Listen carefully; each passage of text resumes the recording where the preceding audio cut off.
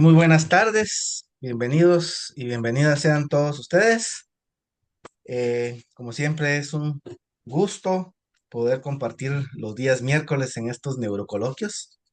Hoy el tema es los trastornos del neurodesarrollo y nos acompaña la magíster Celeste Estrada. Celeste es una profesional de alto nivel, tiene un grupo que se llama el Búho o varios grupos del Búho de los que algunos de ustedes también participan. Y pues es neuropsicóloga, eh, que estudió en la Universidad de La Rioja y pues ha sido una estudiante destacada, además de una profesional destacada, porque ha tenido las mejores calificaciones que ha podido obtener a lo largo de toda su trayectoria académica, siendo summa cum laude en la carrera de psicología y también en la carrera de magíster en neuropsicología. Entonces, hoy la tenemos por acá, le vamos a dar un abrazo, un aplauso virtual y la dejamos en el uso de la palabra para comenzar esta neurocoloquio de hoy, 6 de noviembre de 2024. Bienvenida, Celeste, mucho gusto de saludarte. Pues, qué gusto de estar acá. De nuevo, le decía a Francisco, hace un tiempo tuve la oportunidad de platicar un poquito antes acerca del tema de neurociencias y el arte. Entonces, hoy pues traemos un tema tal vez un poquito diferente, pero igualmente muy interesante. Espero poder compartirles de mi conocimiento. ¿Verdad? No soy experta en el tema del desarrollo infantil en general, yo trabajo más con adolescentes y adultos, pero eh, pues tengo mi experiencia en el área de neuropsicología. Hoy tengo dos situaciones particulares. Una es el tema de tiempo.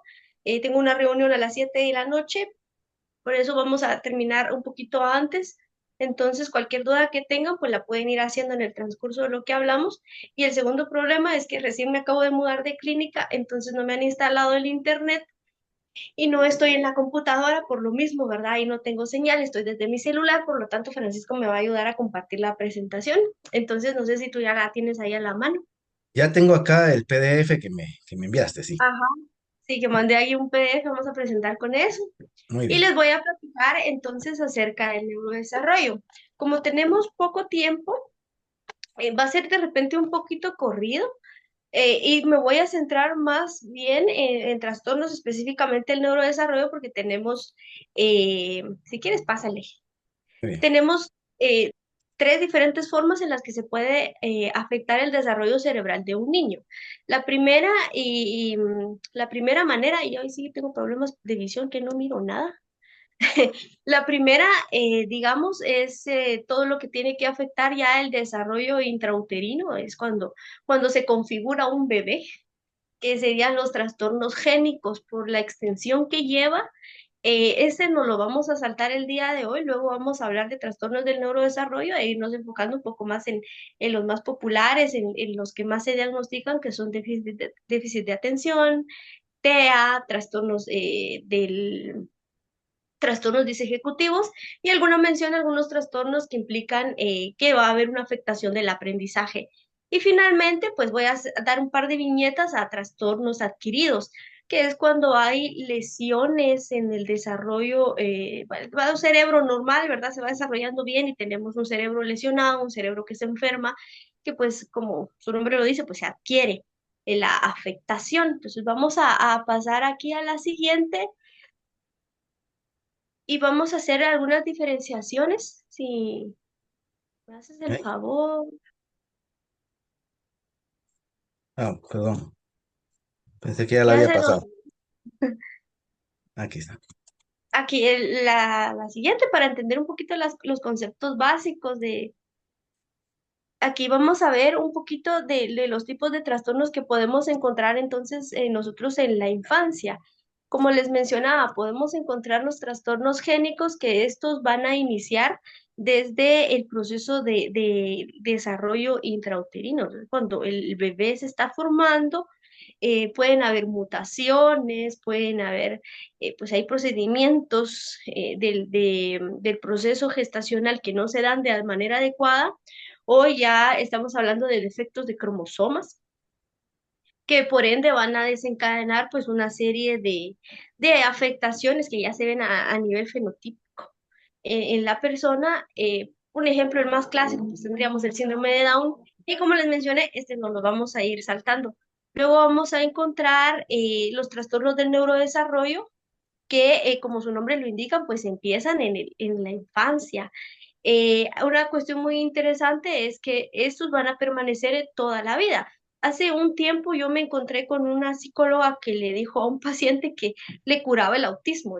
Una cosa en la que yo me quedé completamente sorprendida porque, pues primero no es una enfermedad y segundo no es algo que tenga una cura, ¿verdad? Se trata de una condición la que se va a llevar a lo largo del proceso vital del individuo y que por ende, pues no tendría por qué curarse como tal.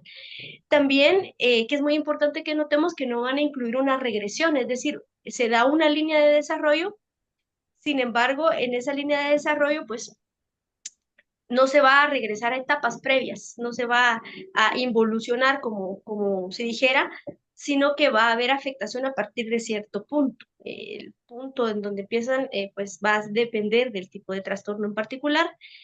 Puede conocerse la etiología, la causa es probable que se sepa o puede que no esté muy esclarecida.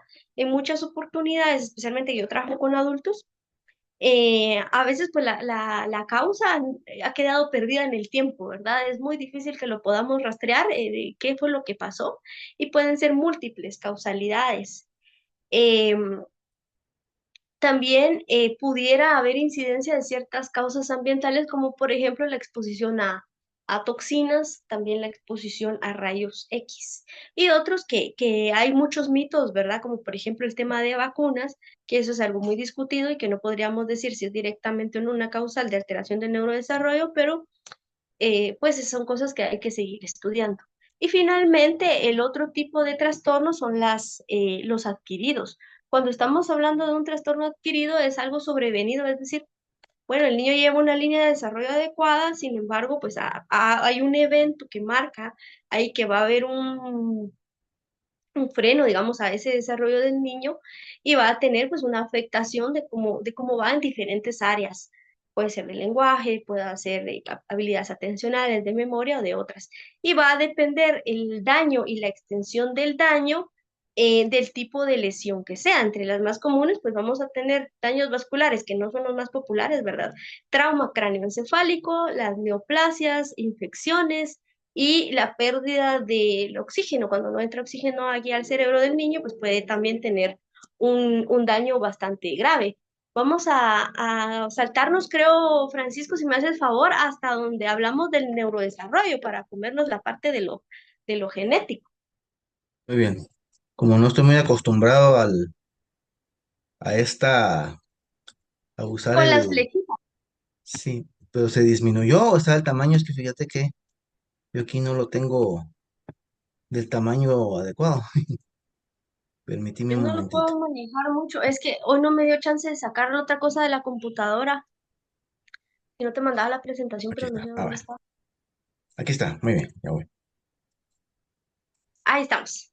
Nos vamos a saltar entonces al número 3 porque vamos a comernos un poco la parte de la genética. Muy bien.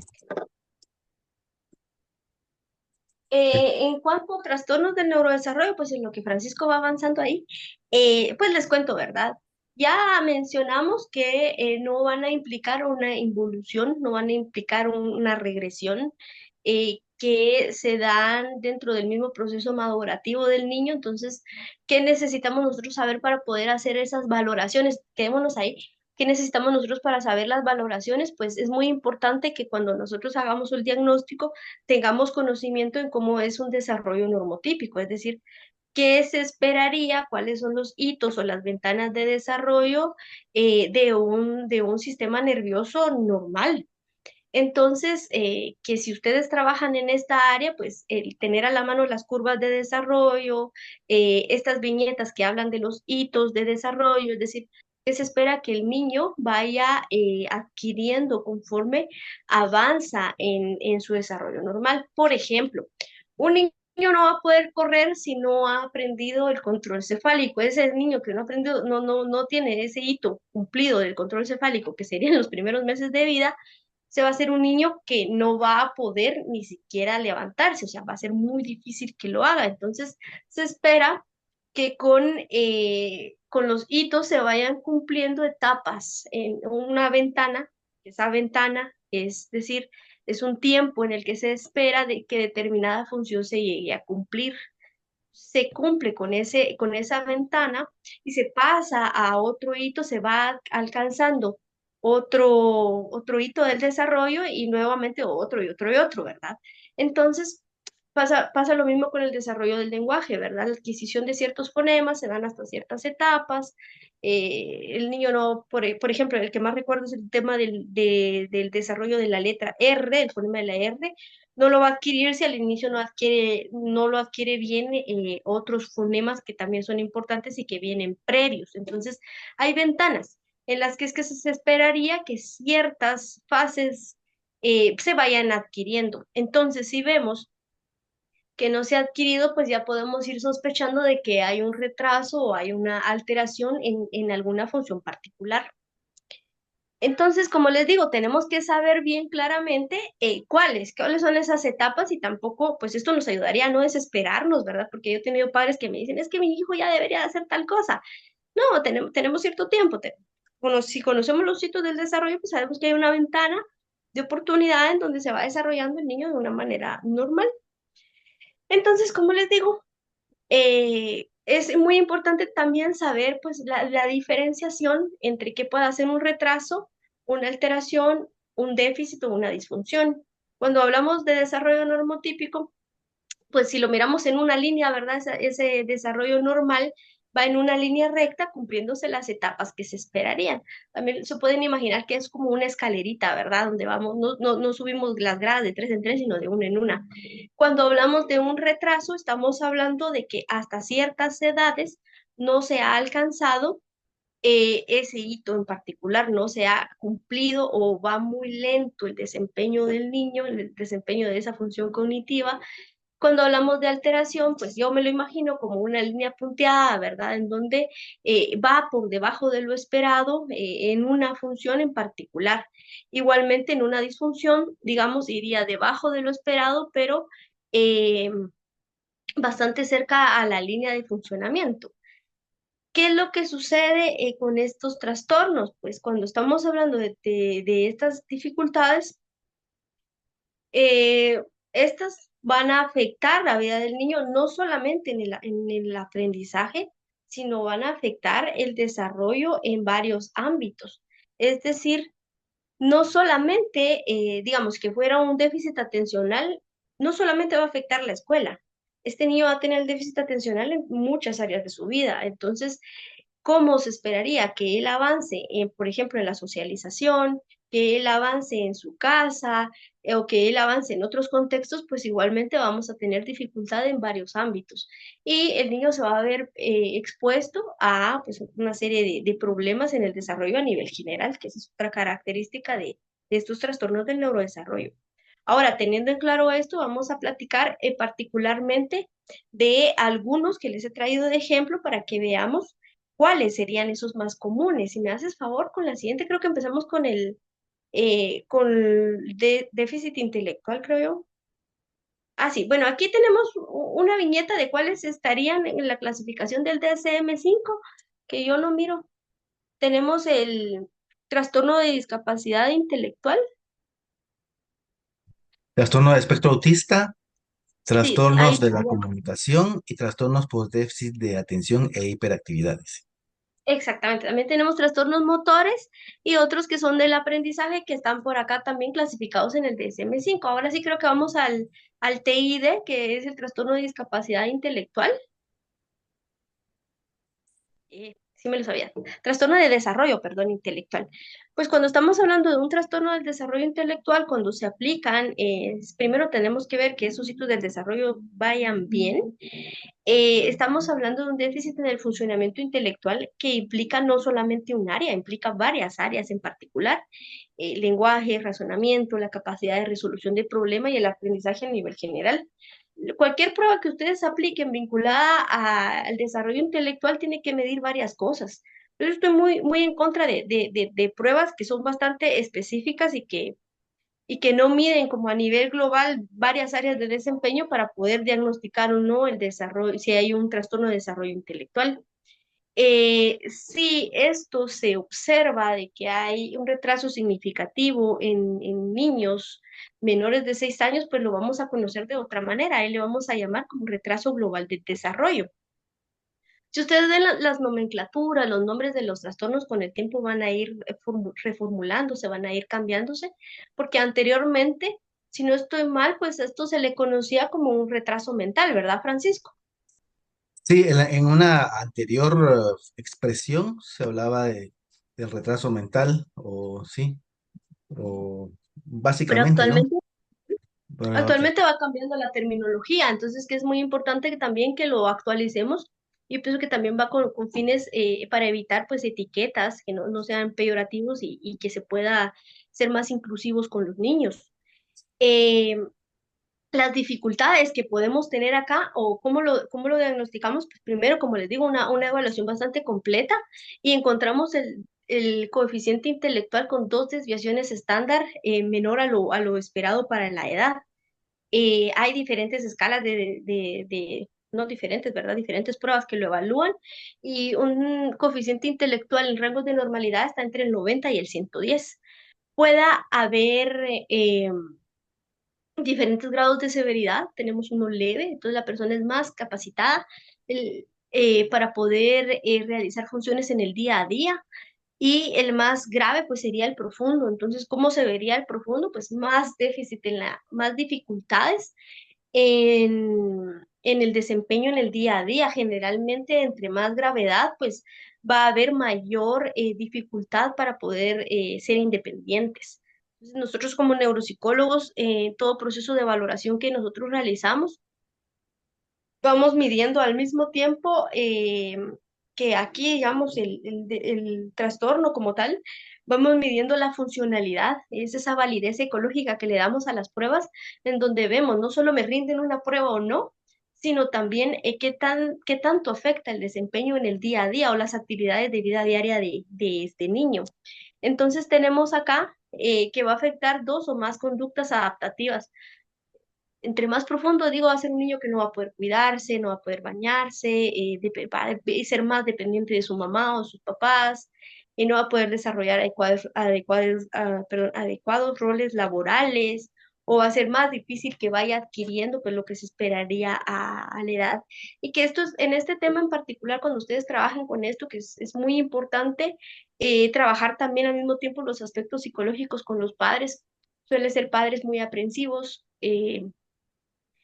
hasta cierto punto, pues hay cierta codependencia que esto pueda ser una limitante para el desarrollo del niño, porque ya van dependiendo bastante de los padres, se tienen que enfocar tratamientos que vayan a ir logrando adquisición de habilidades básicas de funcionamiento, especialmente el conocimiento del sí mismo, el que pueda orientarse, cosas bastante sencillas, ¿verdad? Todo dependiendo del grado de afectación, el que pueda hacerse comida ya más grande, ¿verdad? El que pueda valerse por sí mismo. Entonces, todo lo que tenga que ver con independencia es algo muy importante que hay que trabajar. Eh, por ahí me mencionaban qué pruebas se pueden aplicar. Yo aplico, pues esta es una versión española, que es el test de Reynolds, creo que es, que evalúa 4 áreas de desarrollo intelectual, pero hay diversas pruebas y especialmente pues las que sean más completas como, ay, tal vez si tú me ayudas por ahí porque no manejo muchas pruebas de niños, pero la NEPSI es una de las pruebas bastante completas, ¿verdad? Si no estoy mal para esto. pues pueden primero aplicarse algunas escalas de desarrollo, ¿no? Que Ujú. podrían Escalas, sí, escalas de funcionar. desarrollo. Sí, entre ellas, pues podríamos mencionar, vamos a ver, la escala de desarrollo de EDA, por ejemplo, es una, o la escala de inteligencia para niños de Wechsler, el Ay, WISC. bueno. El WISC es una de las que, digamos, más se utilizan, ¿verdad? y que es muy confiable. ¿Mm? Otra, pues la escala de Denver es otra prueba que se usa, ¿no? Y la de Ujú. Bailey, son algunas de las pruebas que me recuerdo en este momento que se usan para evaluar. Básicamente el trastorno intelectual, ¿verdad? Si es que hay o no un trastorno intelectual. Ahí dice que usa el par o Edin. Sí, Edin, creo que lo tengo yo. Bueno, la idea es que se pueda hacer una valoración adecuada y que a los demás niños, no solamente los que sospechamos que hay un trastorno de desarrollo intelectual, también podamos ver el CI, porque algunos se dan en ausencia aún de un trastorno de desarrollo intelectual. Entonces, siempre tenemos que descartar y hacer la evaluación lo más completa posible, ¿verdad? Para poder tener una imagen en general de que el niño no tiene un TID, entonces, pues como esto no explica como tal el trastorno, entonces podemos seguir explorando otros aspectos. Ahora pasamos ahora sí creo que es el TDA, Uy, la siguiente presentación. Ah, no. el TEL. Me voy a contar los del lenguaje, vamos a ir al TDAH porque creo que es más importante, yo creo que les puedo dar mayor amplitud, que es este justamente. Eh, Cuando estamos hablando del trastorno por déficit atencional, pues eh, este lo vamos a encontrar en niños especialmente que ya están empezando la escolarización. Sin embargo, hay algunos indicadores que pueden verse antes, pero se diagnostica cuando ya el niño pues está en un proceso de escolarización como tal. Las causas del TDAH pueden ser bastante variadas. Se sospecha de diversas alteraciones, especialmente en el desarrollo gestacional que pudieran incluso abarcar el hecho de que la madre ha sido expuesta a tóxicos, a radiación, también tiene que ver con el desarrollo de neurotransmisores, de cómo están las redes cerebrales. ¿Qué vamos a encontrar en un niño con TDAH? Bueno, trastorno de déficit de atención con o sin hiperactividad, es decir, no siempre va la hiperactividad ahí. Podemos a veces encontrar solo el TDA y en cuanto a epidemiología, es más probable que se observe en niños que en niñas. Y es más probable que se observe trastornos de déficit de atención con hiperactividad en varones que en mujeres. Sin embargo, pues se puede dar en ambos casos. ¿Qué encontramos? Pues lo que vamos a encontrar, así como su nombre lo dice, y creo que la que ya sabemos la mayor parte, ¿verdad? Que vamos a encontrar un déficit en el sistema atencional. ¿Qué quiere decir déficit? Que el desarrollo va por debajo de lo esperado. Van a haber varias dificultades, especialmente en la capacidad de mantener la atención. Uno de los modelos de atención de los más populares es ese modelo jerárquico. Se me olvida porque se me confunde con el de Posner, no me acuerdo en este momento el nombre de los autores que lo plantean, pero es el modelo que nos dice que para trabajar con ciertos niveles más altos de atención necesitamos unos niveles más básicos. Entonces vamos a encontrar primero pues la capacidad de orientarnos o el arousal, que es el sistema de alerta que estemos despiertos para poder prestar atención. Si no estamos despiertos, no prestamos atención. Vamos a necesitar, bueno, posteriormente ahí viene la atención focalizada, la atención selectiva y posteriormente vamos subiendo en la jerarquía hasta llegar a una atención dividida o atención o el multitasking, del cual pues se sospecha, ¿verdad?, de que tal vez no es una multitarea, sino es esa capacidad de ir cambiando rápidamente focos atencionales. Si nosotros vamos con un desarrollo normotípico, yo puedo estar aquí sentada hablándoles de lo que les tengo que hablar por un lapso entre 20 a una hora, 20 minutos a una hora, sin fatigarme y me siento, ahí ya se me cambió el archivo. Ah, bueno, Eh, perdón, ahí está. no hay problema. Sin fatigarme, puedo prestar atención, puedo estar prestando una escucha activa y me desarrollo de una manera adecuada, pero cuando tenemos un niño con un déficit en el sistema atencional, probablemente lo que encontremos vayan a ser lapsos de atención bastante cortos. Entonces ese niño va a prestar atención poquitos minutos, pero vamos a tener rápidamente un cambio de enfoque.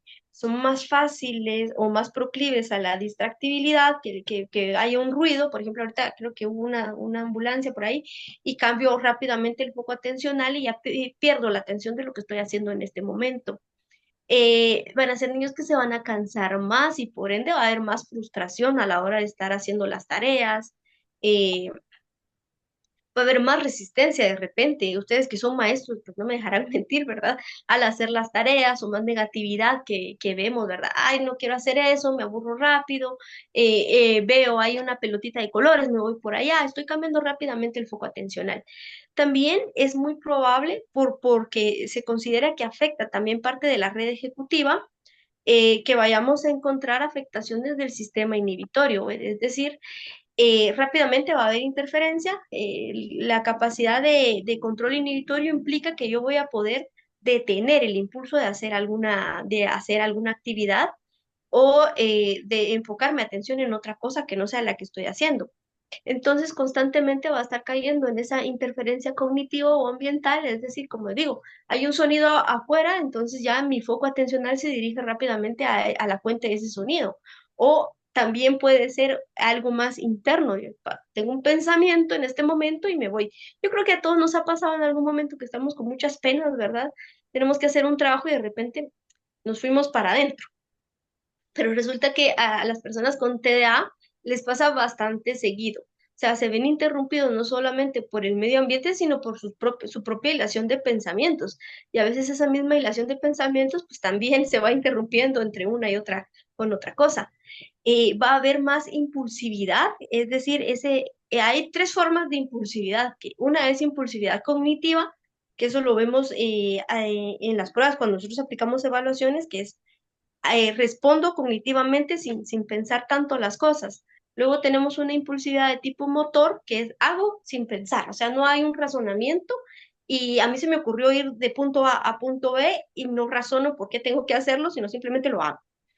Y tenemos la impulsividad no planeada, que implicaría esa dificultad para no planificar a futuro las cosas. Entonces, estoy como más viviendo el momento presente. Entonces, pierdo esa capacidad de proyectarme hacia el futuro, la prospección, y por lo tanto tenemos gente que no va a medir las consecuencias. O sea, va a estar aquí. Y por eso es que cuando se le castiga a un niño con un TDA, va a ser muy difícil y no me dejarán mentir, o tal vez ustedes me pueden poner algún ejemplo. Le pongo un castigo, le enseño la consecuencia y al rato lo vuelve a hacer, ¿verdad, Francisco? Exacto. Les tienen dificultad de seguir instrucciones. Bueno, el TDAH yo creo que lo que afecta principalmente son las funciones ejecutivas, ¿no? Sí. Entonces la dificultad para planificarse, para organizarse, para monitorear su propio comportamiento, todo ese tipo de acciones, ¿verdad? Esas son funciones de alto desempeño, ¿verdad? Todo el funcionamiento ejecutivo, como les digo, porque también tiene que ver ahí con la red frontal. Y eso hace muy complejo el diagnóstico de TDA, porque uno dice, es que tiene déficit de atención y solo lo dejamos así. ¿Y qué pasa si ese niño es ejecutivo? O sea, hay una línea muy delgadita entre uno y otro. Entonces, que es muy importante, pues, poder hacer valoraciones bastante oportunas y hacer todo ese control ambiental, es decir, no solo cómo me está respondiendo en las pruebas, sino también saber cómo ese niño se está desarrollando en el medio ambiente, en su ambiente del día a día. Y Es un diagnóstico. de hecho, Celeste, la Ujú. tendencia actual es, es a postergar un diagnóstico de esta naturaleza, porque si bien es cierto, desde chiquitos, de 2 años, 1 año, se puede empezar a observar que hay dificultades de atención, del movimiento de sus ojos, de la organización de su cuerpo, de los reflejos, etcétera. Se necesita tener un periodo de observación por lo menos hasta los 6 años, Ujú. en algunos casos hasta los 9, en otros casos, para poder hacer esa diferenciación, porque al principio puede confundirse y no, y ser, alguien puede pensar, este niño tiene TDAH o tiene autismo o tiene TEL, ¿verdad? Trastorno específico del lenguaje, pero de repente Ujú. no es ni uno ni otro, sino de repente puede ser que sea un daño cerebral en el área, eh, digamos, parietal, que no tiene que ver exactamente con que sea autista o que tenga TEL, pero que va a tener características, pero es por daño cerebral. O sea, en este caso no es un trastorno del neurodesarrollo, sino caeríamos en esta otra categoría que mencionabas, de un desde trastorno un trastorno adquirido. adquirido. Sí, Pudiera haber una neoplasia también. Entonces, que sí es muy importante, primero, y yo enfatizo mucho esto hasta el cansancio, ¿verdad? Pero yo me encuentro en los grupos que a veces me piden pruebas y me dicen, ¿qué prueba puedo hacer para diagnosticar déficit de atención? No, pues si me estás preguntando la prueba es que ni siquiera lo sabes. Entonces, que se haga el proceso de diagnóstico con un profesional que esté capacitado adecuadamente porque el daño de un diagnóstico mal hecho a un niño pues puede llevarlo toda su vida. sí, Y que incluso pues yo puedo hacer un diagnóstico neuropsicológico, pero no solo basta con eso, necesito ese diagnóstico médico que respalde lo que yo estoy diciendo. Es más, si está ese primero, pues entonces yo ya puedo proceder a la evaluación, pero es poder tener ese equipo de profesionales que sepan de lo que estamos hablando. Es un diagnóstico multidisciplinario, igualmente el tratamiento que se realiza. exacto. Y es una advertencia Eh, bien, que tenemos que hacer, ¿verdad, Celeste? De que si sí, no se está facultado para poder dar un diagnóstico, no podemos nosotros etiquetar. Porque a veces un docente, tal vez sin mala intención, puede decir, ay, yo tengo un niño hiperactivo. Ay, es que ujú. este niño tiene déficit de atención. Pero si no ha sido evaluado, si no ha sido diagnosticado, si no ha habido un equipo de profesionales que han intervenido en ese proceso, el neurólogo, el neuropsicólogo o el especialista en neurodesarrollo, ¿verdad?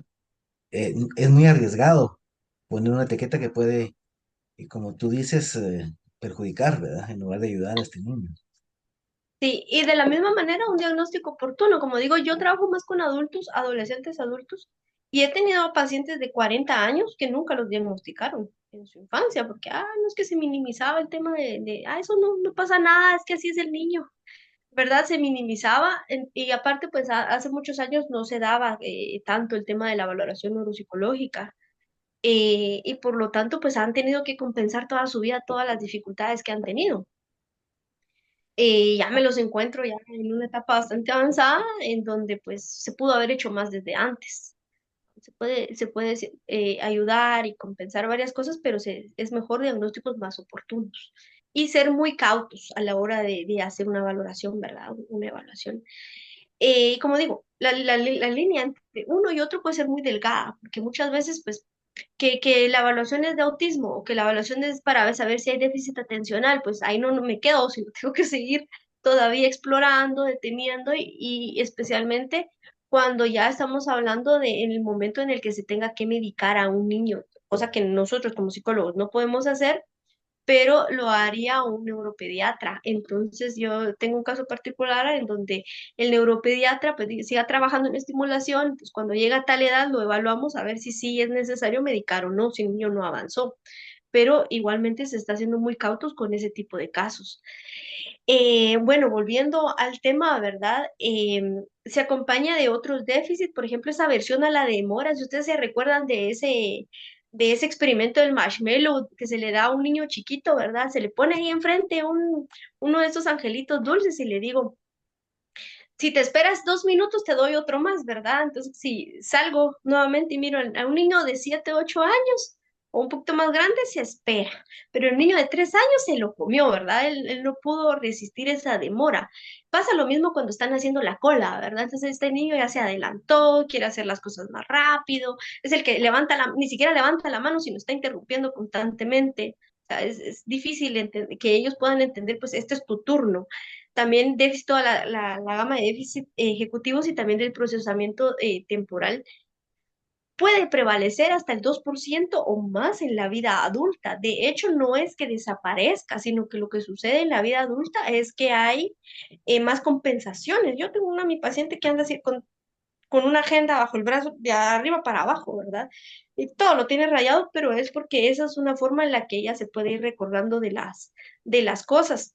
Y sucede que en la adolescencia se da un procesamiento a nivel cerebral, es un proceso programado, que es esa poda, en donde incluso un TDA puede surgir en esa etapa en la adolescencia, que no estaba en la niñez, pero surge en una etapa de adolescencia. Y es más común que no evolucione la hiperactividad en la vida adulta por esa misma poda cerebral que se da en la adolescencia. Y otros de los casos, pues así tal cual, así se van para la vida adulta.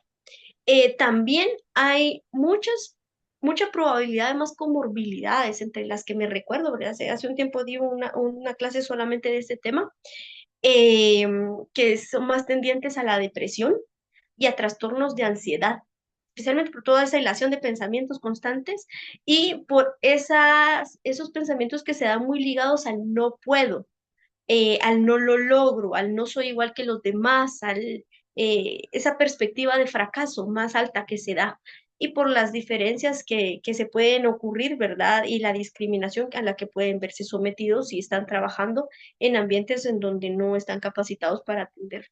Y les menciono porque hace poco acabo de tener una entrevista con un colegio en donde él, estaba proponiendo adecuaciones curriculares para un niño diagnosticado con TDA y las maestras al final lo que le dijeron a la madre es mejor sáquelo de aquí y métalo a otro lugar, ¿verdad? Donde pueda aprender. Yo estaba furiosa ese día. Entonces, ha sido muy difícil también que con los colegios o las instituciones puedan brindar un apoyo adecuado, que yo entiendo también, porque me lo plantean, ¿verdad? Que tenemos lugares donde están saturados, 30, 40 niños, que es difícil, pero todos los niños merecen pues la atención y especialmente un niño, el que tiene dificultades, que se le puedan adecuar el aprendizaje a sus capacidades. Yo lo planteo con esta analogía, ¿verdad? Todos tenemos un carrito, pero no todos los motores son iguales. Entonces ahí está el tema de la diversidad. Algunas personas pues manejan con un Lamborghini y genial, les va súper bien en la vida. Otras personas tienen una super cachita, pues. Y con ese motor que tengo, con ese motor avanzo, pero hay que trabajarlo, hay que seguir trabajando y estimulando ahí. Pasamos al TAA, y no sé si viene, creo que autismo, porque Hay miren, yo algunas quisiera hablar dudas acá. Una, por ejemplo, que nos dice qué podemos hacer con estos niños en el aula. ¿Cuál podría ser, digamos, qué apoyo se le podría dar a un niño que esté primero. presentando TDAH? Creo que se necesita esa valoración adecuada y seguir las recomendaciones del profesional. Entonces, como les digo, hay que hacerle adecuaciones de todo tipo y no se hacen iguales a todos, porque el TDA no se manifiesta igual en todos los niños, no es como que digan, bueno, esa es la regla, ¿verdad? Así van a ser todos. Vamos a tener niños en donde van a tener más dificultades, digamos, con el tema del manejo de los tiempos. Otros van a tener más dificultades en el hecho de estarse levantando. Entonces, para cada niño tiene que haber un programa específico y particular. No puedo decir, pues, en general, esto es lo que se hace. Generalmente, o sea, algunas recomendaciones o viñetas que les puedo decir es procurar que esa aula esté lo más sobria posible. Y ustedes, si van a las aulas y miran el salón todo lleno de dibujitos y de imágenes, esa sobrecarga de estímulos para ellos puede ser muy abrumador y puede ser una fuente de distracción. Otra cosa es también ayudarles a poderse centrar en algunas tareas, ser muy pacientes con ellos, con, por ejemplo, audífonos, los mismos audífonos que se utilizan para cancelación de sonido, también se pueden utilizar con estos niños, irles adecuando, pausando las tareas, a veces incluso en los exámenes, modificar la manera en la que se evalúan, se pueden hacer evaluaciones orales, hay que modificarle los tiempos de trabajo, los tiempos en los que se espera que él responda, y podría decirles hasta unas 40 formas diferentes, pero todo va a variar con respecto al niño. No sé si hay, Podríamos hacer habrá un, alguno. podríamos hacer un neurocoloquio que habláramos solo sobre TDAH y sobre las estrategias, ¿verdad? Para Sí, poder sí, se trabajar puede con hacer, estos niños creo en que sí. aula. Sí, muchas Bueno, gracias. vamos a pasar a otro en el cual también tenemos que tener mucho ojo porque es muy probable que aparezca en conjunto con un TDAH, que es el DAMP, que es el síndrome de déficit de atención. Solo que esta cosa, del control motor y la percepción. Entonces aquí no solamente vamos a tener toda la disfuncionalidad ejecutiva, sino que aparte vamos a tener trastornos perceptivos en conjunto. Entonces, miren, ya ven que no es tan sencillo, porque si nos encontramos un tema de déficit de atención plus DAMP junto con esto, pues el cuadro se hace más complejo. Aquí vamos a tener características de TDAH junto, en ausencia de patologías, como les digo, hay que ver si hay déficit intelectual, ¿verdad? Si tenemos una ausencia de déficit intelectual o parálisis cerebral, pues seguimos evaluando. Vamos a tener dificultades de control inhibitorio, además de problemas de la integración perceptual. Niños más como torpeza motora. Tengo mi niñito que cada vez que, al principio, cada vez que jugábamos, hacíamos actividades acá, todo lo tiraba, todo. O sea, él se topaba con la mesa, se topaba con la silla, sí, se topaba con sus propios pies, ¿verdad? Entonces hay como más torpeza en el tema de desarrollo, dificultades para poder coordinarse, altos tiempos de reacción, o sea, el niño va a reaccionar más lento, ese nivel de procesamiento va lento, y la prevalencia hasta el 50% de los casos con TDAH. Y esto es algo que cuando nos diagnostican TDAH y el DAMP, que lo dejan por ladito, ¿verdad? Entonces esto es algo que también hay que ver si nos está coincidiendo que hay problemas perceptuales, pues ahí hay que sospechar de un DAMP. Y también se puede confundir con el TAM, que creo que lo traigo más adelante. Pasemos al siguiente. Sí, Bueno, pudiera haber dificultades con la integración sensorial, así como lo estamos mencionando por acá, y eso también hay que trabajarlo. También podemos encontrar en común eh, que pudieran haber algunas cuestiones que en el TEA hay, por ejemplo, el soportar ciertas texturas, el soportar ciertos estímulos visuales o auditivos que también pudieran ser confusos con el TEA. Miremos la siguiente, ya hablo del trastorno disejecutivo. El caso más común y por el que se estudia los trastornos disejecutivos es por el de Phineas Gage. Si ustedes se recuerdan aquel caso en donde era un trabajador de las vías ferroviarias, tuvo un problema con la carga de la dinamita, le estalla, hay una explosión y una barra le atraviesa medio cerebro, ¿verdad? Y hay una alteración en la corteza orbitofrontal y empieza a cambiar su forma de comportarse. Desde ahí, pues hablamos de los trastornos disejecutivos.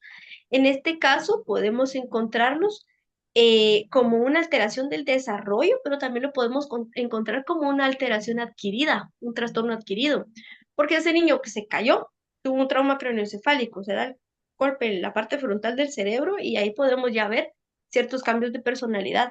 Pero si estamos hablando de un trastorno que tiene que ver con el desarrollo madurativo, pues también es posible que no lo encontremos. Y con adquirido, pues vean, yo tuve un caso de un niño con síndrome que tuvo enfermedad de Kawasaki que afecta las arterias. Entonces, él tiene todo el perfil de un niño disejecutivo, pero que viene eso desde que él era bebé, por esta enfermedad, por esta patología que tuvo, que le afectó el desarrollo de su cerebro. ¿Qué vamos a encontrar? Pues entre lo más común, un déficit en la memoria de trabajo. Entonces, este niño muy poquito, va a poder retener poquito las instrucciones y si son muy largas, pues no las va a ir captando, va a tener problemas en la inhibición, igual en el razonamiento y todas las ejecutivas de las que ya mencionamos ahí en el TDA. En el TDA, sumado acá, que van a haber más problemas para la organización, para la planificación, para la prospección y le va a afectar todo su desempeño escolar. Ese sería el más típico. Igualmente tenemos otro que es de tipo comportamental cuando hay una afectación en áreas orbitofrontales. Creo que en la siguiente diapositiva hablo un poquito de ese tema. vamos a ver. Ah, no, creo que ni lo menciono, pero cuando tenemos ya más características comportamentales, eso quiere decir que aquí tenemos más sospecha de que pudiera haber algún daño, especialmente en áreas orbitofrontales, que igualmente es desarrollo ejecutivo. ¿Qué vamos a tener aquí? Niños que no siguen normas, que todo lo discuten, que tienen más dificultades en el control de su temperamento, son más retadores, son exageradamente honestos, van a haber muchos déficits en la cognición social que también hace ahí sospechar de TEA, que también hay que hacer un diagnóstico diferencial adecuado. Eh, pero que no van a tener filtro. Tengo mi chico, ¿verdad? Que me dice, eres fea, Celeste, me caes mal.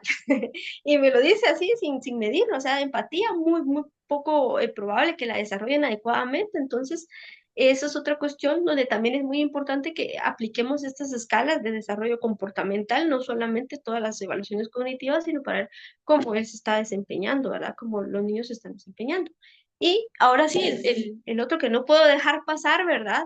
Que es el trastorno del espectro del autismo, Pero aquí hay una pregunta interesante que dice si el TDAH tiene que ver con integración sensorial. Sí, sí, había mencionado que también pudiera haber dificultades en la integración sensorial, especialmente cuando estamos hablando de DAMP, ¿verdad? Desarrollo perceptual también, que es probable que nos lo encontremos y que ahí se necesita trabajar estimulación para que el niño pueda ir integrando pues todo el tema de los sentidos. Y en el TEA, pues acá, el TEA, pues, ahí estamos. Vamos a tener dificultades en varias áreas. Y el diagnóstico de TEA, déjenme decirles a ustedes que yo realmente no realizo diagnóstico, yo personalmente valoraciones de TEA en niños. Yo pienso que me da miedo, yo lo comparto abiertamente, me da miedo porque eh, pues es un diagnóstico exageradamente complejo, se necesita alta especialización y el manejo de las pruebas también tiene que ser muy bueno, ¿verdad? Tiene que ser uno muy capacitado para hacer el diagnóstico de TEA. Yo en adultos lo puedo realizar, igualmente el de Asperger, pues sí, también es parte del trastorno del espectro, ¿verdad? Del autismo, pero es un diagnóstico bastante complejo. Entonces aquí es mejor siempre buscar profesionales muy especializados que tengan pues conocimiento de las pruebas pueden ser varias y se puede realizar desde el año y medio. Eh, ¿Qué dificultades encontramos? Pues vamos a tener un niño con dificultades en comunicarse socialmente y lo podemos ver desde la adquisición del desarrollo de su lenguaje y el desarrollo social. Pues van a ser niñitos que están jugando y están en su mundo. Suelen utilizar, porque le tienen dificultades para el juego simbólico, tienen dificultades para poder, bueno, jugar, que este marcador que tengo aquí en la mano es un avioncito, ¿verdad? Suelen ser así muy literales para las cosas, dificultades en el razonamiento abstracto. Eso, claro, por supuesto, a como debería de ser a la edad que tiene el niño, porque las etapas, como les digo, se van, cada uno va en diferentes etapas, o esos hitos se van a ir adquiriendo dependiendo de la edad.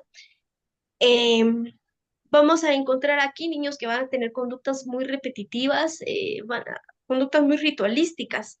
O sea, la misma ropa, los mismos zapatos, el mismo lugar donde me voy a sentar, hago lo mismo de la misma manera. Intereses restringidos, pues es un niño que suele hiperenfocarse, que también esto pudiéramos encontrarlo en algunos casos de TDA, en donde pues veamos que hay cuestiones de hiperenfoque, no se salen de donde están hasta que terminan alguna tarea o suelen hablar de lo mismo. Eh, Podríamos decir que pudiera haber aquí un niño que actúa de manera rara comparado con los demás, ¿verdad?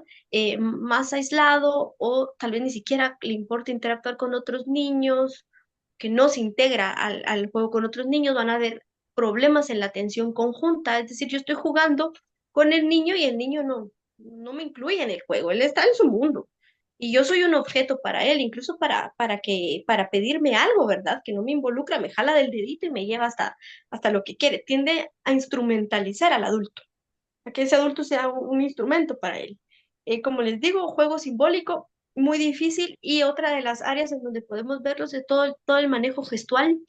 Va a haber muy pocos gestos. Nosotros hablamos, ustedes me han visto a mí, yo estoy interactuando aquí, que muevo el marcador, que hago gestos para allá, que me sonrío, que arrugo la cara, que no me acuerdo de esto. O sea, estoy utilizando gestos para poderme comunicar, pero para ellos es más difícil el uso de gestos o los vamos a ver ausentes. También el contacto visual muy pobre y suelen no responder al nombre. Entonces yo le estoy diciendo, Juanito, Juanito, Juanito, Juanito, por allá, ¿verdad? No me presta atención. No es que no escuche, Juanito está ahí en su mundo y para poder que el niño me preste atención, pues me tengo que acercar mucho hacia él. Pudiéramos encontrarlo con o sin discapacidad intelectual o un TID, que también es probable, y los niveles de ayuda que va a necesitar, digamos, si es de alto funcionamiento, no necesita ayuda, sería el grado uno. El 2 donde hay necesidad de ayuda notable y muy notable, en donde también vamos a tener pues ya un mayor grado de dependencia de los padres. De la misma manera, pues el déficit de la integración sensorial no soportan texturas, incluso para la hora de comer. No es que sea melindroso, es que el niño no soporta una textura en particular, o que ese niño no come huevo, o que él no puede ver estas formas, le van a molestar las luces, que le van a molestar sonidos. Esas son otras características que también podemos encontrarnos en niños con TEA. Como les digo, es un diagnóstico bastante complejo y que sí requiere un equipo muy capacitado para poder hacerlo, Francisco. Sí, Vamos, no sé pues si tiene alguna otra. aquí Ay, vi que tenía. Ana Lili nos está preguntando si existen en Guatemala profesionales. Y hay varias asociaciones, pero en particular la Asociación Guatemalteca por el Autismo. Ujú. Creo que es una de las asociaciones que puede dar mayor apoyo para poder hacer estos procesos de diagnóstico y profesionales. Pues tenemos al doctor Carlos Orellana, que él es especialista en autismo, e incluso tiene una hija con autismo y tiene mucha experiencia. Y hay otras personas, el licenciado Isaac, Oscar Ordóñez, eh, que me recuerdo, María Lorena Espinosa. O sea, hay varias personas que pueden tener como, digamos, muy buena preparación para esto, ¿verdad? Para ir a Yo trabajo, igual que ¿verdad? tú, yo también pues manejo constantemente niños con autismo. Sin embargo, en mi caso yo sí prefiero también tener el apoyo de otros profesionales y postergar un diagnóstico como tal de autismo y hablar de que sí existe un trastorno del neurodesarrollo que se está investigando y por lo menos observar al niño unos 6 meses para poder tener, digamos, como la claridad de que, de que esto es un trastorno. Por ejemplo, ahorita Flor de María nos dice eh, un niño que presentaba características del TEA, pero que ya de adulto está diagnosticado como esquizofrénico.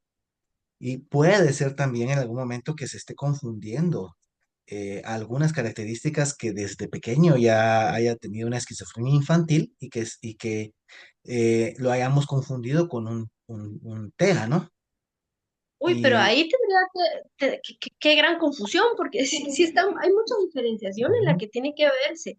Hay, en el tema de la esquizofrenia, tenemos síntomas positivos y negativos, ¿verdad? Pudiera ser que sea una esquizofrenia, un trastorno psicótico, especialmente con síntomas negativos, que son todo lo que afecta a la sociabilidad, que por ende se confunda con un TEA. Pero pues ahí sí hay síntomas que se cruzan, pero realmente está muy confundida la cosa, ¿verdad? Sí hay criterios diferenciales bastante evidentes que diferenciarían un TEA de una esquizofrenia. Yo lo que sugeriría en ese caso, pues tiene que ser una reevaluación. Y hay casos de TEA que igualmente no fueron diagnosticados, o yo no sé por qué, pero se incluyó el Asperger dentro del TEA, ¿verdad? Y que también es una condición distinta. Y en el Asperger vamos a encontrarnos ahí más comorbilidad con depresión, porque son gente que quiere socializar, que lo intenta, pero no puede. Y por ello, en la vida adulta vas a tener una gran disfunción, digamos, en el desarrollo general. Entonces, pueden caer en bullying, que alguien le haga bullying, que los traten mal en el trabajo, o que no los entiendan, o que los quieran forzar a actuar de manera como si fueran otras personas que no tienen dificultades. Y pues esa cuestión pues iba a alterar mucho su desempeño a nivel general. Entonces, que es muy importante esos diagnósticos oportunos y diferenciales para esclarecer bien los cuadros, porque si puede, como les digo, se puede dañar la vida de alguien por un mal diagnóstico. Sí, el Asperger es parte del espectro. Cuando estamos hablando de un espectro, igual que en la esquizofrenia, que en la psicosis, cuando hablamos de la psicosis, estamos hablando de un espectro psicótico. Quiere decir que si lo vemos como las tonalidades, digamos, de los tonos grises, vamos a tener uno más intenso y diferentes tonos diferentes hasta llegar al blanquito, ¿verdad? Cuando estamos hablando de espectros, estamos hablando de diversas formas dentro de lo mismo, ¿verdad? Dentro del autismo. El Asperger es parte del espectro, pero sí tiene características que sí lo diferencian, aunque se comparten muchas características en común, ¿verdad? ¿Tengo algún otro por ahí? ¿O ya me pasé a los de... Ah, sí, estamos, aquí tengo más de todo. Pero yo creo que ya se los dije. Sí, casi que todo. Hay conductas repetitivas, se le puede dar al aleteo, ¿verdad? Eh, Puede haber en algunos casos dificultades en el desarrollo del lenguaje. En la mayor parte de los casos, alteración sensorial, como les dije, hiperfocalización, ya se los mencioné. Creo que ahí ya complementamos el TEA. Y el siguiente, bueno, Los del aprendizaje, ¿verdad? Que cuando estamos hablando de trastornos del aprendizaje, primero tiene que haberse diferenciado que no haya un TID y que no haya alguna otra patología. Estos van a afectar al 5 o 15% de la población y el niño tiene un desarrollo intelectual adecuado. Lo que sucede ahí es que va a tener dificultades específicas en áreas específicas que le van a limitar o impedir la adquisición de las habilidades específicas para el aprendizaje, como por ejemplo la lectoescritura o el tema de la matemática. Ahí tenemos el TAM, que el TAM, si se los puedo mostrar adelante, creo que les hablo un poquito es el trastorno del aprendizaje no verbal. Ajá, aquí está, trastorno del aprendizaje no verbal. Aquí vamos a tener dificultades para reconocer y comprender patrones de expresiones faciales, el lenguaje corporal y otros tipos de comunicación no verbal, que ustedes también se dan cuenta que afecta todo el tema de comunicación no verbal y que también puede confundirse con un TEA y también puede confundirse con un TDA. Entonces, que es muy importante conocer y hacer pues la valoración adecuada. Va a tener dificultades para interpretar signos no verbales, va a ser muy literal, ¿verdad? Le digo algo, le digo algo, ¿verdad? Y yo me acuerdo de un compañerito que tuve cuando yo era niña, que él venía de Estados Unidos y no entendía pues esas jergas del lenguaje guatemalteco y andaba tocando un foco de electricidad. Le digo, no toques eso porque te vas a hacer chicharrón. Y él me decía, ¿cómo así que chicharrón? No, no entendía. Entonces pasa lo mismo con niños con TAM, ¿verdad? Que no me entienden ese sentido figurado. Alteraciones visoespaciales también, que también van a desencadenarnos en problemas de lectura porque necesitamos pues tener esa capacidad adecuada de diferenciar derecha, izquierda, de diferenciar en el espacio. Y si el niño le es difícil, imagínense, para poder poner de qué lado va el palito, la letra A o la letra B, va a tener problemas para poder comprender el lenguaje, más dificultades perceptivas, dificultades en la coordinación motriz. Y ahí tenemos otro tipo de alteración que también podemos encontrar en el desarrollo. Y el último, ya no hubo último. Me van a disculpar, pero ya no les voy a poder mencionar los trastornos adquiridos. De repente nos volvemos a programar otra reunión, Francisco, y ya De lo acuerdo, con abordamos con mucho más gusto. detalle, porque esto sí es un montón. Muchas gracias. Sí, en realidad los neurocoloquios son un picar el hormiguero, porque Sí. de cada uno de los temas que abordamos, y hay una cantidad de ramas y de situaciones que podrían, por ejemplo, cada uno de estos trastornos, hablar solo de autismo podría llevar más que una conferencia. Hablar de déficit de atención, hablar del TAM, hablar de los trastornos adquiridos, que solo eso ya sería un temazo completo solo para tratarlo en un neurocoloquio. Uf, hay cantidad que dar, que hacer.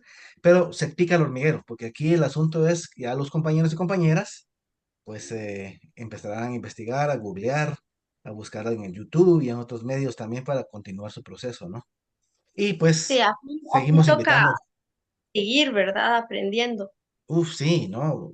Realmente, eh, y como dicen que quien comparte se queda con la mejor parte, ¿verdad? En mi caso he aprendido muchísimo también con estos neurocoloquios, ¿verdad? Y contigo ahorita aprendí un montón, ¿verdad? Muchísimas gracias, Celeste. Te agradezco mucho. ¿No? Voy Un a gusto dejar de, ahí a pa- la... voy a dejar de compartir la pantalla para que podamos, a ver, ¿dónde la dejo compartir? Porque eh, resulta que aquí está, para que podamos platicar ya sin la presentación y podamos compartir. Yo sé que Celeste tiene un compromiso muy importante con el Colegio de Psicólogos en un momento, en un rato, ¿verdad? Y que no nos va a poder acompañar durante la media hora restante, pero podemos, sí, por favor, Celeste, ¿nos puedes decir a dónde te podemos contactar? Si alguien tiene alguna duda o quiere consultarte de forma profesional también, ya en clínica o para algún evento, algún taller o algo que quieran organizar contigo, ¿a dónde lo pueden hacer? Sí, claro que sí. Bueno, pues les cuento, yo soy psicoterapeuta certificada en terapia racional emotivo-conductual, para que ustedes sepan. Me gusta trabajar con casos complejos de tipo psiquiátrico, entonces hago evaluaciones también de esquizofrenia, de trastorno bipolar y otras cuestiones de ese tipo, más ansiedad, depresión y demás. Igualmente como neuropsicóloga, pues trabajo TDA, eh, TEA también, y con demencias. Son algunas de las áreas en las que más me estoy enfocando, pero pues en general soy neuropsicóloga clínica. Si ustedes desean contacto, yo estoy en los grupos de WhatsApp, tengo mi grupo del búho clínico, el búho científico, el búho literario, son 10, creo que llegamos a los 10 búhos, que ahí estoy a la orden por cualquier duda que tengan. Si quieren, les dejo mi número de teléfono, el de trabajo es 51 26 77 25, o tal vez Francisco se los puede compartir ahí al chat para que lo tengan. Y Lo también vamos en a mis poner redes aquí. sociales, Lo ponemos aquí en ah, el ese 502 porque 51 aquí tenemos 26 que tener personas de diferentes partes. 51, 26 77 26, 25. 25. Trabajo en el tema de evaluación, estimulación y rehabilitación del funcionamiento cognitivo y también en adicciones. ¿Qué otra cuestión les iba a decir? Bueno, y en Instagram y en Facebook como psicóloga celeste. Ahí está mi carita. Ahí me pueden encontrar. Entonces, cualquier duda, pues saben que estoy ahí a la orden, me gusta andar compartiendo, enseñando cuando tengo tiempo, ¿verdad? Nos tomamos también el tiempo de participar en este tipo de eventos y te felicito, Francisco, porque ha durado bastante. Me alegra mucho saber que están integrados y que siguen ustedes aprendiendo, por eso demuestra que esa necesidad que tenemos de seguir aprendiendo cada vez más y pues aquí nunca vamos a terminar de aprender. Yo les agradezco muchísimo por su atención. Los dejo con Francisco para la resolución de dudas y si no, pues mándame mensaje en WhatsApp y yo con todo gusto les voy respondiendo. Muchas gracias, Celeste. Te damos un agradecimiento muy especial, definitivamente. Nos quedamos en contacto si bondadosamente nos ayudas, para una siguiente oportunidad. Eh, el año entrante, pues tenemos todo un año por delante para poder seguir compartiendo y hablar ya de temas específicos, ¿verdad? Hay muchísimo, muchísimo que aprender. Y eres una persona que transmite las cosas de una forma muy sencilla, entonces eso ayuda muchísimo también para que todo el mundo pueda disfrutar y aprender. Te agradezco Ay, que me muchísimo Muchísimas y, gracias y que tengan buenas noches. y que estés muy bien, muchos éxitos y adelante con tus actividades profesionales. Y gracias por todo tu Gracias. apoyo. Muy bien. Muy buenas noches y siempre a la orden. Gracias, igualmente. Felicidades. Bueno, la licenciada tiene que irse, pero podemos resolver algunas dudas. Había una compañera con la mano levantada. Sí, Catherine. Voy a procurar, pues, no tengo el mismo enfoque que pueda tener la licenciada Celeste, pero sí con mucho gusto y con la experiencia que pueda tener también en temas, podemos ir abordando algunas cuestiones. Ustedes me dirán, Catherine, la escuchamos. Buenas noches, Francisco. No sé si se me escucha. Sí, sí, la escucho. Es un gusto, pues, volver a estar otra vez aquí con usted. No sé si se recuerda de mí. Sí, sí, sí, claro, sí. Ha estado en otras actividades de neuroorganización también, ¿verdad? De neurocoloquio. Y así es. Qué bueno que Yo está en también esto. quiero compartir algunas estrategias que yo tengo con tengo un chico con TDAH. Sí, Este chico o sea, él me termina las actividades demasiado rápido y entonces lo que él hace es que va no a molestar a sus compañeros, sino a querer a que sus compañeros también terminen rápido. Entonces, las estrategias que yo tengo con él es que yo le tengo una cajita con diferentes actividades. Por ejemplo, le tengo así como el Tangram, tengo hojitas de diferentes y todas las semanas le voy cambiando esas estrategias. Y en la silla le tengo de esas bandas de hule, no sé si las ha visto, sí, sí. para que él esté moviendo constantemente sus pies para que él se regule, ¿verdad? Y nos ha funcionado bastante. Qué bien, excelente. Es una muy buena estrategia. Involucrarlo también en el apoyo a los compañeros y compañeras, ¿no? Con responsabilidades así muy concretas, ¿verdad? De ayudarlo en tal cosa, reparte los cuadernos, cosas de ese tipo le ayudan también a mantenerse organizado, ¿verdad? Algo muy importante con los niños con déficit de atención es que tienen dificultad de poder comprender instrucciones muy largas, ¿verdad? Entonces, el poder acortarle las instrucciones, segmentarlas en pequeñas instrucciones concretas e ir paso a paso con ellos, viendo que cada una de las instrucciones logre concluir la tarea, les ayuda mucho. Un niño con déficit de atención necesita 10 veces más estímulo que un niño que no tiene déficit de atención. Entonces, tenerlo adelante, sentarlo al frente, cerca del pizarrón, cerca de uno como docente, y poder estimularlo sensorialmente, ¿no? Hacerle de vez en cuando pasar y hacerle una palmadita en el hombro. Ese tipo de estrategias ayudan bastante también para que los niños y niñas con déficit de atención e hiperactividad puedan estar un poquito más centrados. Pues estamos aquí con mucho gusto para compartir. Ustedes dirán, gracias, Caterina. Le agradezco mucho por compartir su estrategia de trabajo con estos niños.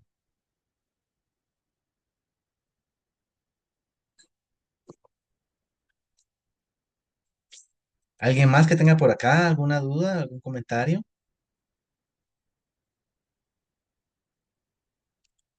Pues estamos para poder compartir. Eh, Yo, doctor, es que no sé cómo poner la manita de... bueno, sí, Janet, te la escuchamos. Bueno, yo tengo una clínica y tengo algunos niños con hiperactividad y déficit de atención. Entonces, como ellos no se pueden quedar sentados, ¿verdad? Entonces yo le doy una actividad a mi gordo y de ahí le digo, bueno, ahora salta 10 veces. Y empieza a saltar y a saltar y a saltar. O tengo unos aros donde yo le digo, y aprovecho también el tiempo y el espacio, porque, bueno, ok, ahora vamos a hacer tal actividad y luego lo pongo en los aros y lo pongo a poner, bueno, ahora salta derecha, izquierda, adelante, atrás. Entonces, eso también los regula, ¿verdad? Y ya vuelve otra vez a la actividad que yo le estaba haciendo. Otra sugerencia a los papás es que, y que me ha resultado muy, muy bien, son las flores de Bach.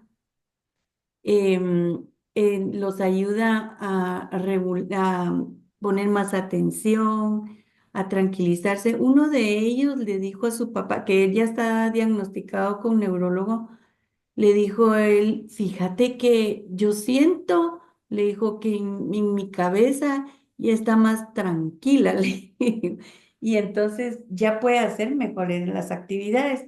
Entonces, que los niños lo digan y el efecto que esas flores hacen en ellos es la mejor evidencia que puedo tener para poder recomendarlas, porque les digo a los papás que ellos son como unos motorcitos, ¿verdad? En su cabeza, que nosotros no sabemos cómo se sienten ellos, que ellos no pueden manejar esa actividad. Entonces, sí, yo sugiero eso también para si les sirve de algo. El movimiento, ¿no? Bueno, los florales de Bach creo que es dentro de las terapias alternativas, algo que puede funcionar, ¿verdad? Igual que la musicoterapia, la terapia de arte, la utilización de mandalas, ¿no? Los mandalas y los niños puedan pintar, dibujar, son estrategias que ayudan mucho a la reducción del estrés, ¿verdad? Por un lado, y que pueden ayudar a que haya poco mayor organización de esas áreas cognitivas que se necesitan para poder lograr que haya un poquito de mayor atención y de mayor organización. Entonces, muchas gracias. Yo creo que es muy valioso, Janet, este compartir de la experiencia. Gracias, doctor. Solo otra cosita. Es que ahorita vi Sí. un mensaje ahí que, fíjese que em, las flores de Bach, eso en la farmacia lo venden, pero yo no lo aconsejo en las farmacias porque Ujú. eso no se sabe si trae químicos, pero esas son personalizadas. O sea, los mando con una fisioterapista que se dedica a toda esa clase de flores y cosas así. Entonces ella les hace una entrevista a los papás para que le cuenten cómo es el niño y ella hace las flores personalizadas. Ella les dice cuánto darles, porque eso sí no sé, ¿verdad? Y sí, es muy buena. Y sí, y gracias por la aclaración.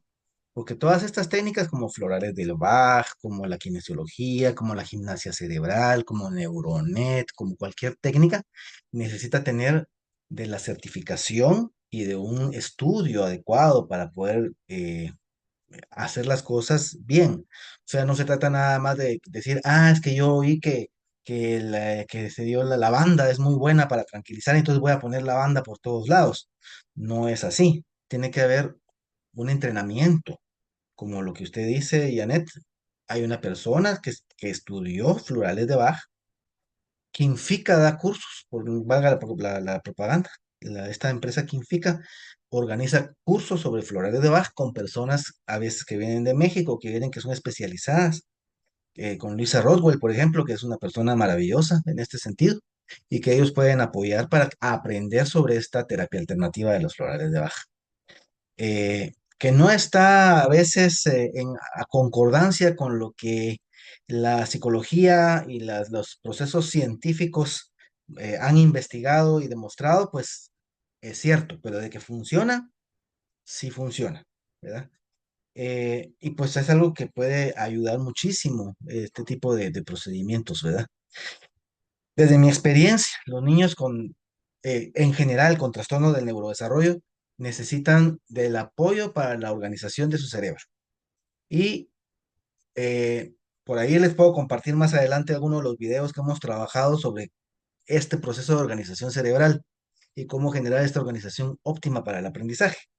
Pero la base es el que podamos tener mayor organización a nivel de la integración sensorial en primera instancia.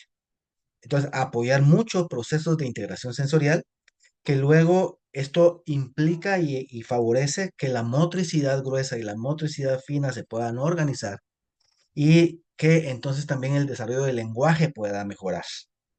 Y que ese desarrollo del lenguaje, ese movimiento más coordinado, esa motricidad fina mejor organizada, esa percepción más clara y precisa, permitan que el niño pueda tener mayor capacidad de socializar, porque tiene ya más herramientas para poder socializar en una mejor forma.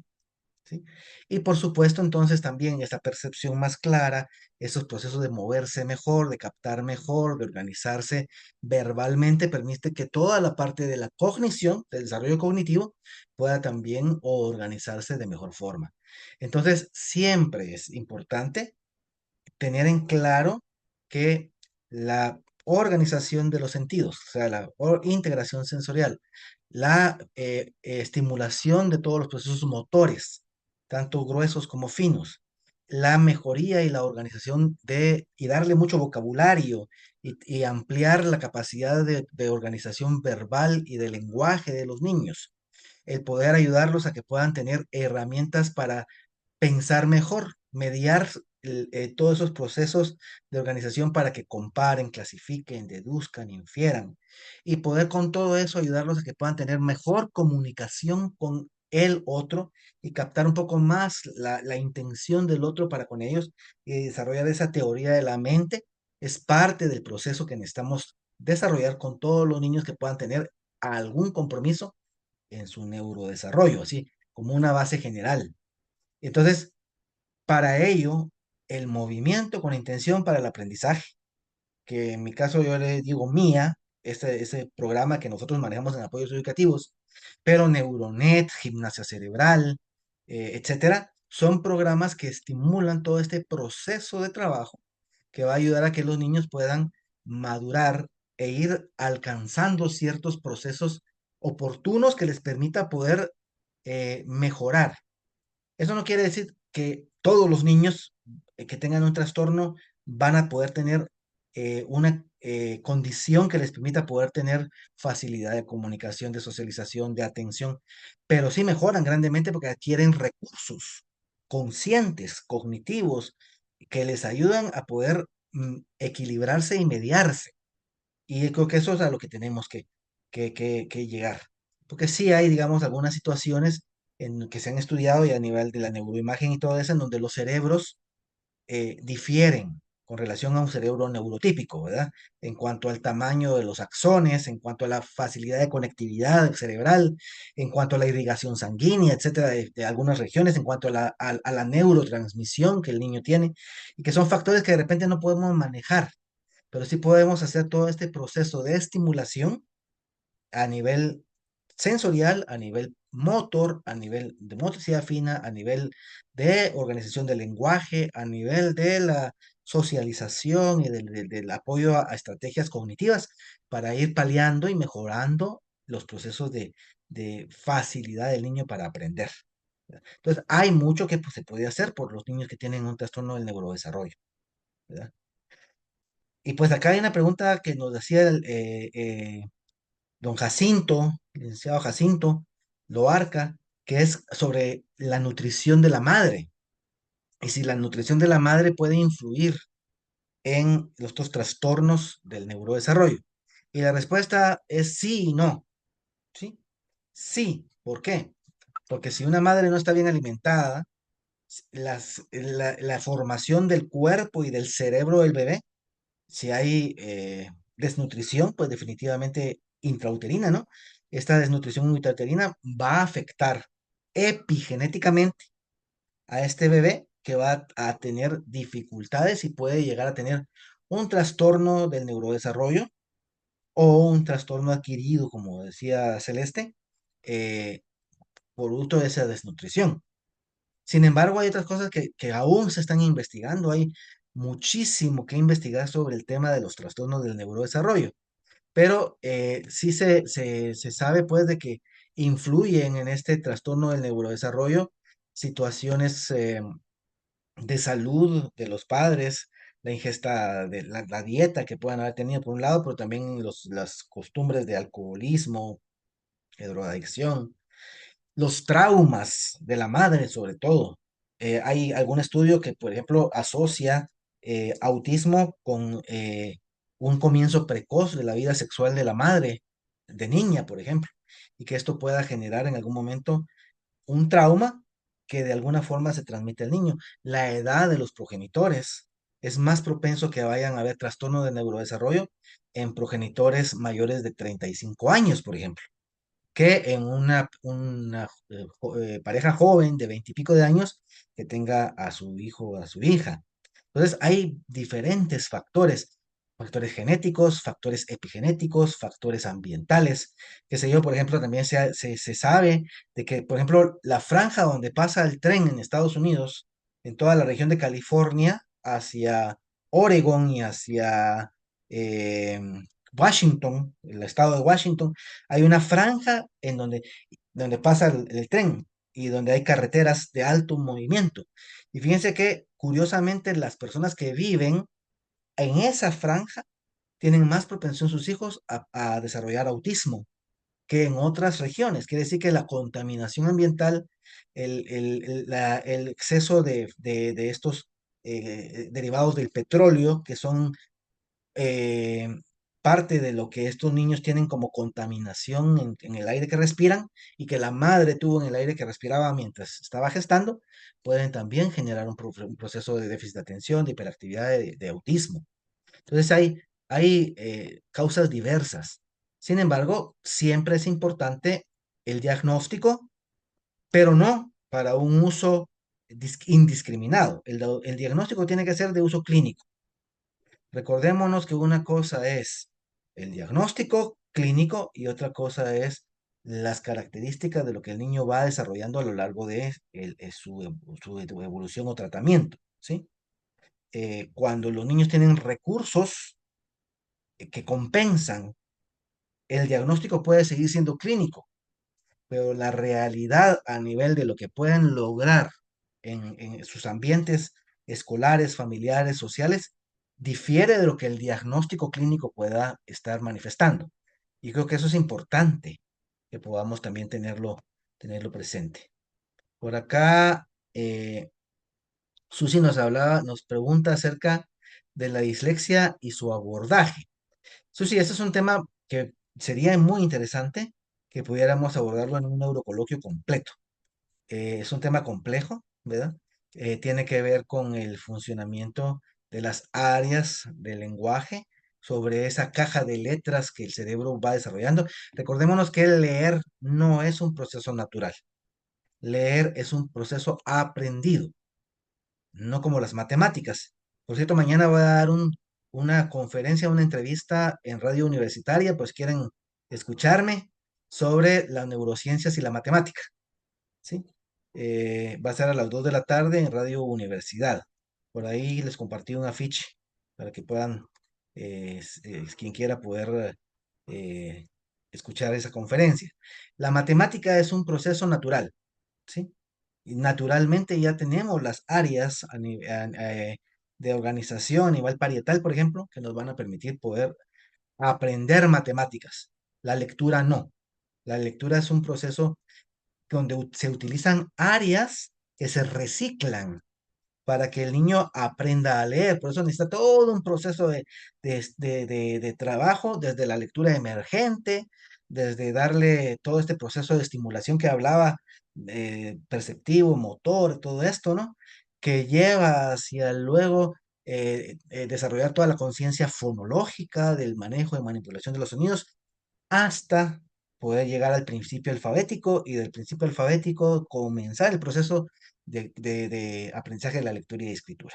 Entonces, este es un proceso que lleva años. Se aprende a leer en alrededor de 12 años. O sea, no se aprende a leer en primero primaria, ¿sí?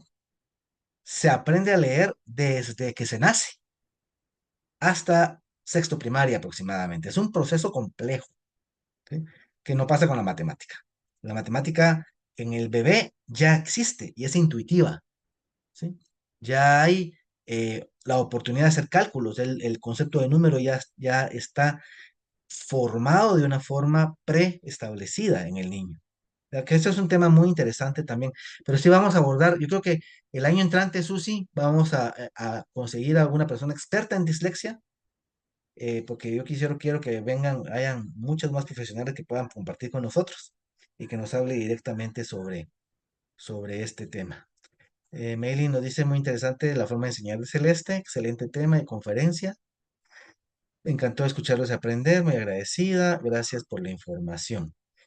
Por acá hay otras felicitaciones. Dice, bueno, Susi pregunta qué diferencia entre disgrafía, dislexia, disgrafía y discalculia. Todos son problemas de neurodesarrollo. ¿Por qué? Porque está implicado una desorganización o un problema a nivel neurológico, ¿sí? No es que el niño tenga mala letra, o es que el niño no aprendió bien a leer, sino es un problema de que hay áreas del cerebro que no están funcionando adecuadamente. La diferencia entre dislexia, disgrafía y discalculia. Dislexia es dificultad para leer, disgrafía, dificultad para escribir, y discalculia, dificultad para procesar datos numéricos. ¿Sí? Son tres cosas muy diferentes. Que un niño pueda tener tanto disgrafía como dislexia, sí. ¿Verdad? Y es muy frecuente que los niños que tengan dificultades de leer también puedan tener dificultades para escribir, aunque son áreas diferentes las que se están trabajando en el cerebro. ¿Sí? Son canales diferentes, rutas diferentes. Y la discalculia por niños que no logran aprender a sumar, restar. Hay diferentes tipos de discalculia, ¿sí? También en algún momento podemos dar un taller completo solo sobre discalculia y los diferentes tipos de discalculia y abordajes para apoyar a los niños con discalculia. Y luego, ¿cómo puedo aportar a la dislexia en el aula ordinaria en la educación primaria? Ahorita vamos a ver eso. ¿Cómo podemos aprender el programa MIA? Con mucho gusto les puedo dar información sobre el programa MIA. De hecho, hay un colegio metropolitano, que de la semana entrante voy a ir a darles un entrenamiento sobre MIA, por ejemplo. Y con mucho gusto podemos llegar a sus colegios o a sus centros educativos y diseñar un programa para que sus niños puedan mejorar en estos aspectos de MIA, de movimiento con intención para el aprendizaje. Y por acá, ¿cómo puedo abordar la iglesia en el aula? Miren, ahí lo que necesitamos es flexibilidad, en primer lugar. Un niño que tiene dislexia necesita tener eh, estímulos muy concretos, el apoyo para poder tener más tiempo para comprender lo que lee, Y la mejor estrategia es ayudarlo a, que comprenda, explicándole lo que dice el texto o permitiéndole que pueda escuchar lo que lee, o sea, que se grabe lo que está escrito y poderlo hacer de que él escuche, porque el niño puede aprender, pero no tiene, tiene dificultad para leer, para ese proceso de decodificación, por ejemplo. Entonces va a ser muy lento, va a tener dificultades de captar, se va a confundir en las palabras. Entonces, para ayudarlo, pues tiene que seguir practicando porque la dislexia también hay que practicar para que vaya desarrollando y teniendo más habilidades. Pero mientras tanto, para que no se retrase en el proceso de escolaridad, hay que explicarle, hay que segmentarle en los procesos de lectura, hay que permitirle que escuche, que tenga la oportunidad de tener grabaciones de audio de los textos que estén manejando en clase. Eso puede ayudar bastante. Eh, por acá, don Jacinto, bueno, dice que me quiere escuchar en Radio Universidad. Le voy a dar voy a buscar acá cuál es para sintonizar la radio. No sé si en Quiché se pueda escuchar, pero le puedo poner, vamos a ver, es en el 92.1 FM, Radio Universidad, pero lo van a transmitir también en Amazon Music y en Spotify y en Overcast, ¿verdad? Mañana. Sí, aquí me pregunta Lili, un profesional que pueda hacer un diagnóstico de TDAH. Pues habemos varios, Lili. Usted que vive en Mazatenango, puedo buscarle por ahí quién pueda estar disponible en el área. Y si no, pues con mucho gusto también podemos apoyar para hacer ese tipo de diagnóstico. Yo le digo, a mí me gustan más hacer diagnósticos funcionales, más que diagnósticos clínicos, porque los diagnósticos funcionales ayudan más a que el docente tenga de una vez recursos, ideas para poder trabajar con el niño. Porque a veces solo decirle, el niño tiene TDAH, igual le da un maestro. Pues si le digo, mira, el niño tiene dificultad para organizar su planificación, dificultad para organizarse, dificultad para monitorear o para tales y tales aspectos de la atención directamente. Entonces, y hagamos tales actividades y de una vez darle algunas estrategias de apoyo, eso funciona mucho más, ¿verdad? Y Gracias, licenciado. con mucho gusto, Lili. Sí, y Janet, claro que sí. Movimientos intencionados para el aprendizaje mía, con mucho gusto podemos dar ya sea un taller sobre movimientos intencionados para el aprendizaje, que ya he dado algunos en algún momento en los neurocoloquios de los años anteriores, y también podemos organizar un programa completo, ¿sí? Que tiene tres áreas bien claras de trabajo para el desarrollo del potencial de la organización neurológica de los niños. Pues muchas gracias. Pues yo me tomé el atrevimiento de continuar con el neurocoloquio porque la licenciada Celeste estaba con un compromiso muy importante. Espero pues haber contribuido un poquito a la resolución de dudas y pues con mucho gusto también para apoyarlos y compartir. Los neurocoloquios continúan este mes, ¿verdad? Eh, Está ya confirmada la participación de la licenciada Cecilia Galich. Ella es nutricionista y es directora del programa de salud de la Universidad Galileo.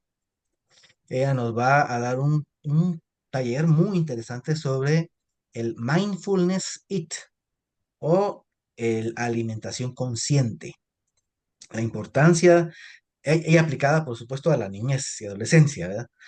Cómo ayudar a que el proceso de alimentación no sea rutinario, sino estrategias para que la alimentación tenga el mejor resultado en cuanto a la nutrición. Eso es con la Universidad Cecilia. Tenemos desde México la participación de Araceli Salcedo. Ella es magíster en gimnasia cerebral, tiene una cantidad de conocimiento acerca de la kinesiología educativa, kinesiología para la salud y gimnasia cerebral, y nos va a trabajar acerca de estos elementos de la gimnasia cerebral directamente. Eso es esperemos el 27 de noviembre. Y estoy todavía por confirmar la participación de la licenciada Lucía, eh, se me fue ahorita el apellido, Lucía Pérez. Lucía Pérez, ella trabaja en la Universidad Francisco Marroquín y es psicóloga especializada en toda esta parte de la innovación educativa. Y nos va a hablar acerca de la innovación educativa y del uso de la tecnología de la información y de la comunicación para aplicación didáctica y pedagógica.